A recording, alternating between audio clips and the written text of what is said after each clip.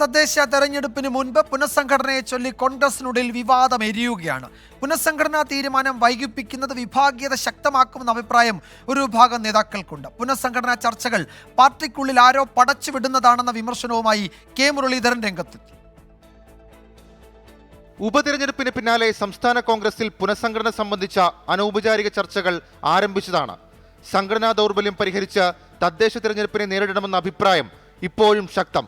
എന്നാൽ ലോക്സഭ, നിയമസഭാ ഉപതെരഞ്ഞെടുപ്പുകളിലെല്ലാം വിജയിച്ച ഘട്ടത്തിൽ നേതൃമാറ്റം ആവശ്യമില്ലെന്ന് കെ സുധാകരനും ഒരു വിഭാഗം നേതാക്കളും നിലപാട് കടുപ്പിക്കുന്നുണ്ട്.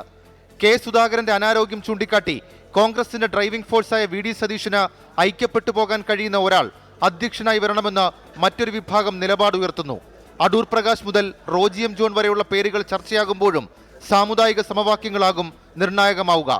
നേതൃമാറ്റത്തെ തള്ളുന്നതാണ് പ്രതിപക്ഷ നേതാവിന്റെ പരസ്യ നിലപാട്.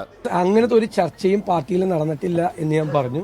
ഞാനുമായിട്ടൊരു ചർച്ചയും നടന്നിട്ടില്ല, എനിക്കറിയാവുന്ന ഒരു ചർച്ചയും പാർട്ടിയിൽ നടന്നിട്ടില്ല. ഇതെല്ലാ മാധ്യമങ്ങളിൽ വരുന്ന വാർത്തകളാണ്. ചർച്ചകൾ ചിലർ പടച്ചുവിടുന്നതാകാമെന്ന് കെ മുരളീധരനും പ്രതികരിച്ചു. ഒരു ഫോറത്തിൽ ഇങ്ങനത്തെ പേരുകളും ചർച്ച ചെയ്യപ്പെട്ടിട്ടില്ല, മാറ്റുന്നവരും ചർച്ചയില്ല. ഇതൊന്നും ചർച്ച ചെയ്യാതെ ഇങ്ങനെ ഒരു സുപ്രഭാതത്തിൽ പുനഃസംഘടന നടക്കുന്നു, പ്രസിഡന്റിനെ മാറ്റാൻ പോകുന്നു, ഇന്ന് ആളുകൾ പകരം വരികയാണ്. ഇതൊക്കെ ആരുണ്ടാക്കിയതാണ്? AICC general secretary Deepadas Munshi അടക്കം കെ സുധാകരൻ മാറണമെന്ന് അഭിപ്രായമുള്ളവരെന്നാണ് സൂചന. പുനഃസംഘടനയാണ് തീരുമാനമെങ്കിൽ ഹൈക്കമാൻഡ് എത്രയും പെട്ടെന്ന് നടപ്പാക്കണമെന്നും അഭിപ്രായമുണ്ട്.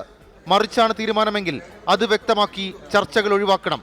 തീരുമാനം നീട്ടിക്കൊണ്ടുപോകുന്നത് വിഭാഗീയതയ്ക്ക് വഴിവെച്ച് തദ്ദേശ തെരഞ്ഞെടുപ്പിലടക്കം തിരിച്ചടി ഉണ്ടായേക്കുമെന്ന ആശങ്കയാണ് നേതാക്കൾ പങ്കുവയ്ക്കുന്നത്. ഷെഫീദ്